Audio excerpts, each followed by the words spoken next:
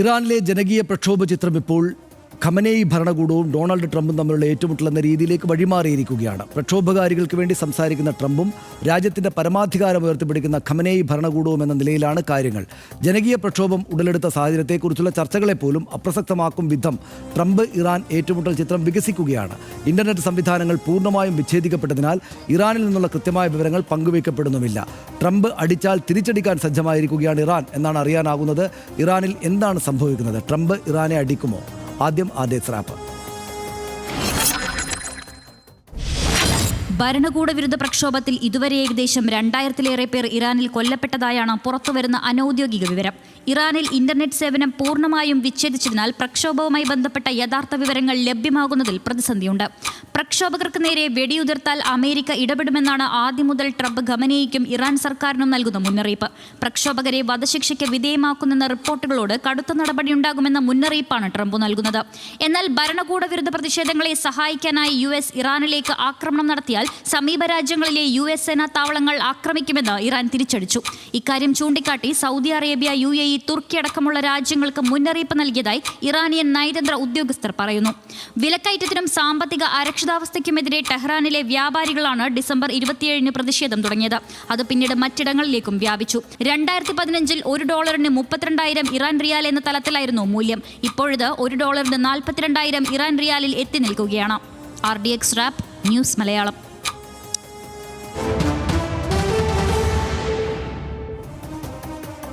മറ്റ് വിശദാംശങ്ങൾ നമുക്ക് നോക്കാം. അതായത് അമേരിക്ക ഇടപെട്ടിരിക്കുന്നത് എങ്ങനെയാണ്? പ്രതിഷേധം തുടരൂ, സഹായമെത്തും. ഭരണകൂട വിരുദ്ധ പ്രക്ഷോഭം തുടരാൻ ഇറാൻ ജനതയോട് ആഹ്വാനം ചെയ്യുകയാണ് ഡൊണാൾഡ് ട്രംപ് ചെയ്തത്. സഹായം പുറപ്പെട്ടു കഴിഞ്ഞു, ഉടൻ എത്തുമെന്ന് ഇറാൻ ജനതയ്ക്ക് ട്രംപിൻ്റെ വാഗ്ദാനം ഉണ്ടായിട്ടുണ്ട്. തൂക്കിക്കൊല്ലാൻ ഇറാൻ, ഇടപെടാൻ ട്രംപ്. പ്രക്ഷോഭത്തിന് നേതൃത്വം നൽകുന്ന ഇർഫാൻ സുൽത്താനിയെ തൂക്കിക്കൊല്ലാനാണ് ഇറാൻ്റെ നീക്കം. ഇന്ന് വധശിക്ഷ നടപ്പാക്കുമെന്ന് കുടുംബാംഗങ്ങൾക്ക് കഴിഞ്ഞ ദിവസം അറിയിപ്പ് ലഭിച്ചിരുന്നു. എന്നാൽ ഇർഫാനെ തൂക്കിലേറ്റിയാൽ ഇറാൻ വലിയ വില കൊടുക്കേണ്ടി വരുമെന്ന് ട്രംപ് അപ്പോൾ തന്നെയും പറഞ്ഞു. ഖമനേയി ഭരണകൂടം വലിയ പ്രത്യാഘാതം നേരിടേണ്ടി വരും, കൃത്യസമയത്ത് നടപടിയുണ്ടാകുമെന്ന് ട്രംപ് പറഞ്ഞു. പ്രതിഷേധക്കാർക്കെതിരായ ഇടപെടൽ അവസാനിപ്പിക്കും വരെ ഇറാനുമായി ചർച്ചകൾക്കില്ല എന്ന നിലപാടിലാണ് ട്രംപ്. ഇറാനുമായി വ്യാപാരം നടത്തുന്ന രാജ്യങ്ങൾക്ക് ട്രംപ് 25% അധിക തീരുവ പ്രഖ്യാപിച്ചിരുന്നു. ഡോളറിനെതിരായ ഇറാൻ റിയാലിൻ്റെ മൂല്യത്തകർച്ചയിലാണ് പ്രക്ഷോഭ തുടക്കം എന്ന് നമുക്കറിയാം. സൈനിക ചെലവേറിയതും അന്താരാഷ്ട്ര ഉപരോധങ്ങളും സാഹചര്യം വഷളാക്കുകയായിരുന്നു ഇറാനിൽ. അനിയന്ത്രിതമായ വിലക്കയറ്റത്തോടെ ചെറിയ പ്രതിഷേധങ്ങളുമായി ജനം തെരുവിലിറങ്ങിയാണ് ആദ്യഘട്ടത്തിലുണ്ടായത്. പിന്നീട് ഭക്ഷണം, സ്വാതന്ത്ര്യം, നീതി എന്ന മുദ്രാവാക്യത്തോടെ ഭരണകൂട വിരുദ്ധ പ്രക്ഷോഭമായിട്ട് അത് മാറുകയാണ് ഉണ്ടായത്. ജനകീയ പ്രക്ഷോഭകരെ കലാപകാരികൾ എന്നാണ് ഭരണകൂടം അവിടെ ഇറാനിൽ വിശേഷിപ്പിക്കുന്നത്. അമേരിക്കയും ഇസ്രയേലും നടത്തുന്ന ഗൂഢാലോചനയാണ് പ്രക്ഷോഭത്തിന് പിന്നിൽ എന്ന നിലപാടാണ് ഇറാനുള്ളത്. പ്രതിഷേധക്കാരെ നേരിടാൻ സുരക്ഷാ സേനയ്ക്ക് പൂർണ്ണ അധികാരം നൽകിയിരിക്കുകയാണ് ഇറാനിലെ സർക്കാർ. അറസ്റ്റിലായവർക്ക് വേഗത്തിലുള്ള വിചാരണയിലൂടെ വധശിക്ഷ നടപ്പാക്കാൻ നീക്കമാണ് അവിടെ ഇപ്പോൾ നടക്കുന്നത്. പെഹ്ലവി രാജവംശത്തിൻ്റെ പങ്ക് ഇതാണ്. പ്രക്ഷോഭം ശക്തമാക്കുന്നതിൽ ഇറാനിൽ നേരത്തെ പുറത്താക്കപ്പെട്ട പെഹ്ലവി രാജവംശത്തിനും പങ്കുണ്ട്. ഭയത്തെ അതിജീവിക്കുക, രാജ്യം നിങ്ങളുടേതാണ് സന്ദേശവുമായിട്ടാണ് മുൻ കിരീടാവകാശി റസാ പെഹ്ലവി ഈ രംഗത്തേക്ക് വന്നത്. രാജവാഴ്ച തിരിച്ചു വരണം എന്ന മുദ്രാവാക്യവും അവിടെ പ്രക്ഷോഭകർ ഉയർത്തുന്നുണ്ട് എന്ന് നമ്മൾ അറിയുന്നു. ഖമനേയി ഭരണകൂടം റസാ പെഹ്ലവിയെ വിളിക്കുന്നത് US കളിപ്പാവ, അമേരിക്കയുടെ കളിപ്പാവ എന്നാണ്. സങ്കീർണമാണ് അവിടെ സ്ഥിതി. ഹർഷ, വലിയ തോതിൽ പ്രക്ഷോഭങ്ങൾ നടക്കുന്നു, കൊലപാതകങ്ങൾ നടക്കുന്നു. ഒപ്പം ഈ പറയുന്ന അമേരിക്കയുടെ ഇടപെടലും വലിയ വാർത്താ മാധ്യമ ശ്രദ്ധ നേടുന്നു. എങ്ങനെ കാണുന്നതിന്?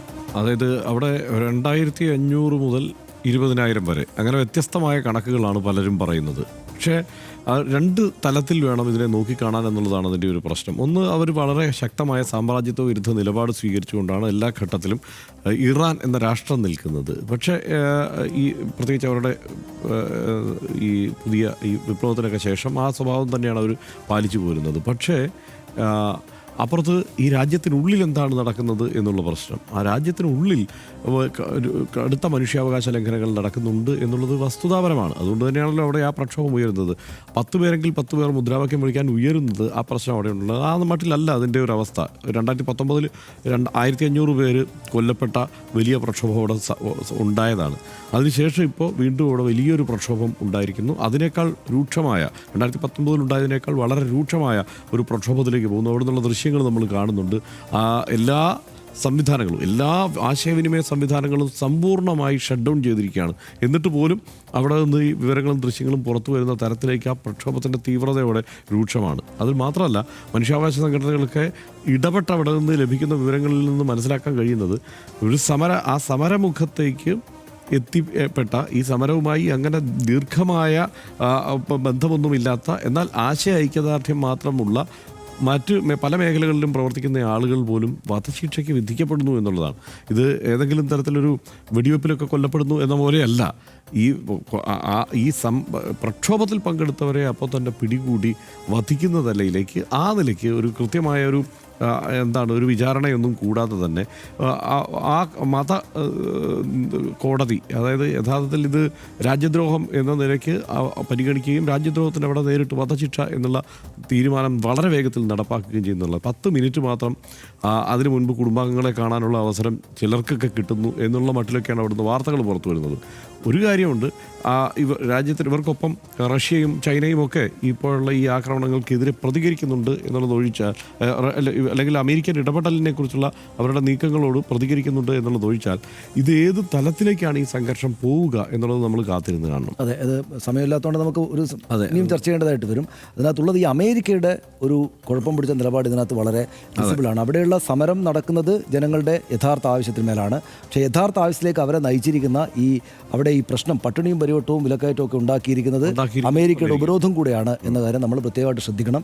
എന്ന് മാത്രമല്ല, ഇപ്പോൾ ഞാൻ ഇങ്ങോട്ട് വരുമ്പോൾ തൊട്ട് മുമ്പ് വായിച്ചത് സ്റ്റാൻലി ജോണിയുടെ ഫേസ്ബുക്ക് പോസ്റ്റാണ്. അതിനകത്ത് അദ്ദേഹം വളരെ കൃത്യമായി തന്നെയും പറയുന്നുണ്ട്. അതായത് ഇറാൻ ഭരണകൂടത്തോട് എതിർപ്പുള്ള ആളുകൾക്ക് തന്നെയും ഇറാനെ എന്തുകൊണ്ട് അമേരിക്ക ഇങ്ങനെ ചെയ്യുന്നു എന്ന കാര്യത്തിൽ അവിടെ ഒരു പ്രശ്നം ഉണ്ടാക്കിയിട്ട് അവിടെ റെജീം ചേഞ്ച് ഉണ്ടാക്കുക, എന്നിട്ട് ഇവരുടെ ആളുകളെ കൊണ്ടുപോയി വെക്കുക.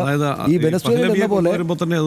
വെനസ്വേലയിൽ എന്ന പോലെ തന്നെ വലിയ പ്രകൃതിവാതക സമ്പത്ത് ഏറ്റവും കൂടുതലുള്ള സ്ഥലമാണ് ഈ ഇറാൻ. അതുകൊണ്ട് അത് പിടിച്ചെടുക്കുക, അതിൻ്റെ നേട്ടം ഉണ്ടാക്കുക. നമ്മൾ പണ്ട് പറഞ്ഞിട്ടുണ്ട്, സമാധാനം കൊണ്ടാണ് ലാഭമെങ്കിൽ അത്, യുദ്ധം കൊണ്ടാണ് ലാഭമെങ്കിൽ അത്. അമേരിക്കയുടെ ലാഭത്തിന് വേണ്ടിയിട്ടുള്ള പരിപാടിയാണ് അവിടെ നടക്കുന്നതെന്ന് കൂടെ പറഞ്ഞാലേ അത് സമ്പൂർണ്ണമാവും. ഇറാൻ ഭരണകൂടം അതിൻ്റെ ചരിത്രത്തിലെ ഏറ്റവും നിർണായകമായ ഒരു ഘട്ടത്തിലൂടെയാണ് കടന്നു പോകുന്നത്. ജനങ്ങളുടെ അസഹിഷ്ണുതയും അമേരിക്കയുടെ പിന്തുണയും ചേർന്നപ്പോൾ സാമ്പത്തിക പ്രതിസന്ധിക്കെതിരെ തുടക്കമിട്ട പ്രക്ഷോഭം ഭരണമാറ്റത്തിനായുള്ള കടുത്ത പോരാട്ടത്തിലേക്ക് വഴിമാറി. സാമ്പത്തികമായി ഞെരുക്കി സൈനികമായി അടിക്കുക എന്ന ഇരട്ട സമ്മർദ്ദതന്ത്രമാണ് ഖമനേയി ഭരണകൂടത്തെ അട്ടിമറിക്കാൻ ട്രംപ് പ്രയോഗിക്കുന്നത്. പക്ഷേ അത് പൂർണ്ണതോതിൽ വിജയിക്കുന്നതല്ല സാഹചര്യം. ചിത്രം മാറി മറിയുകയാണ്. ടെഹ്റാനിലടക്കം സർക്കാർ അനുകൂല ശക്തിപ്രകടനങ്ങൾ കൂടി ആരംഭിച്ചിരിക്കുന്നു. സർക്കാർ വിരുദ്ധ പ്രക്ഷോഭങ്ങളിൽ അമേരിക്കൻ ഇസ്രയേൽ പതാകകൾ കൂടി കണ്ടു തുടങ്ങിയതോടെയാണ് ഖമനേയി അനുകൂലികളും തെരുവിലിറങ്ങിയിരിക്കുന്നത്. ഇതോടെ ആത്മവിശ്വാസം വീണ്ടെടുത്ത ഖമനേയി ഭരണകൂടം ട്രംപ് അടിച്ചാൽ തിരിച്ചടിക്കാൻ സജ്ജമാണ് എന്ന നിലപാട് പ്രഖ്യാപിക്കുകയും ചെയ്തിരിക്കുകയാണ്. കാത്തിരുന്ന് കാണണം എന്താണ് സംഭവിക്കുക എന്നത്. ഇന്നത്തെ ആർഡിക്സ് പൂർണ്ണമാവുകയാണ്. Good night.